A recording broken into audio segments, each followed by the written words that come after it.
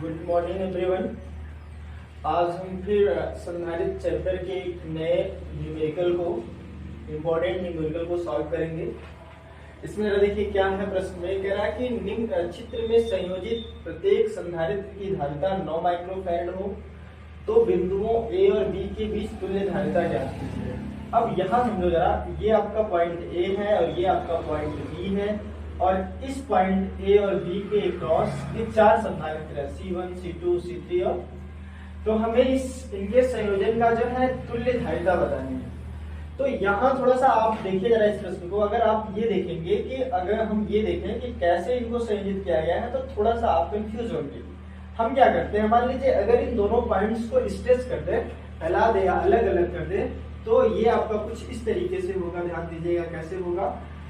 ये पॉइंट आपका ये हो गया, ये आपका C2 हो गया, है ना, और यहाँ ये होगा। जब इसको आप स्ट्रेच करेंगे तो ये कुछ इस तरीके से होगा, ये ऐसे हो जाएगा और ये आपका हो जाएगा C1 हो जाएगा, है ना, और ये आपका C1 हो जाएगा और यहाँ समझो ये आपका हो जाएगा C3 हो जाएगा, है ना, और ये C3 हो जाएगा आपका और ये पॉइंट आपका क्या हो जाएगा, पॉइंट B हो जाएगा और ये पॉइंट आपका क्या हो जाएगा, A हो जाएगा। और यहाँ जो है ये आपका जो है ये अगला जो होगा ये आपका क्या हो जाएगा, C4 हो जाएगा। क्या हो जाएगा, C4। ये कुछ इस तरीके से फॉर्म होगा।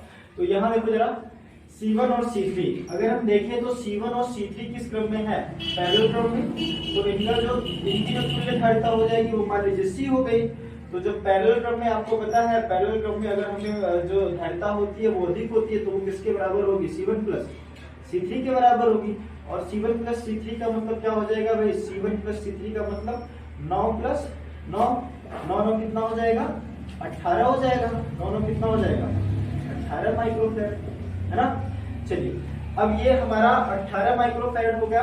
अब यही डायग्राम हमारा कुछ इस तरीके से हो जाएगा, ऐसे फॉर्म हो जाएगा। ये आपका हो गया 9 माइक्रोफैरड, है ना, और ये आपका हो गया 18 माइक्रोफैरड, है ना, और ये आपका पॉइंट B हो गया और ये आपका पॉइंट A हो गया और यहाँ जो है हमारा ये हो गया आपका C4 और इसको हमने इस तरीके से कर दिया। अब जरा देखिए ये कॉम्बिनेशन, ये आपका सीरीज कॉम्बिनेशन है। अब पुनः हमारा क्या हो जाएगा, 9 माइक्रोफैरड धारिता और 18 माइक्रोफैरड धारिता की जो संधारित्र है वो श्रेणी क्रम में है पुनः। तो इनकी तुल्य धारिता कितनी जाएगी, इनकी तुल्य धारिता मान लीजिए C डैश हो गई तो 1/C डैश बराबर 1/9 और प्लस कितना हो जाएगा, 1/18 हो जाएगा। दोनों को सॉल्व करिए, एलसीएम कितना हो जाएगा, 18 9 दूना 18, 18 का नाम 18, ये आपका हो जाएगा 3/18, 3 6 कितना हो गया 18। तो यहाँ से हमें C डैश बराबर हमें मिल जाएगा 6 माइक्रोफैरड। कितना मिल जाएगा, 6 माइक्रोफैरड। अब जरा ध्यान दीजिए, अब ये कैसे हो जाएगा, ये सर्किट और ज्यादा इजी में परिवर्तित हो जाएगा। ये हमारा हो गया 6 माइक्रोफैरड, कितना हो गया 6 माइक्रोफैरड और ये हमारा हो गया पॉइंट B हो गया और यहाँ जरा ध्यान दो ये हमारा आपका हो गया C4 हो गया, C4। तो ये दोनों अगर हम देखें तो ये समांतर क्रम में हो गया। तो पुनः, है ना, 6 माइक्रोफैरड धारिता व C4 समांतर क्रम में है। किस क्रम में है, समांतर क्रम में है।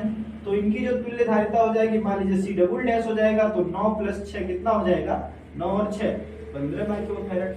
और यही आपका इस पूरे कॉम्बिनेशन का या इस पूरे संयोजन की तुल्य धारिता होगी A और B के बीच की।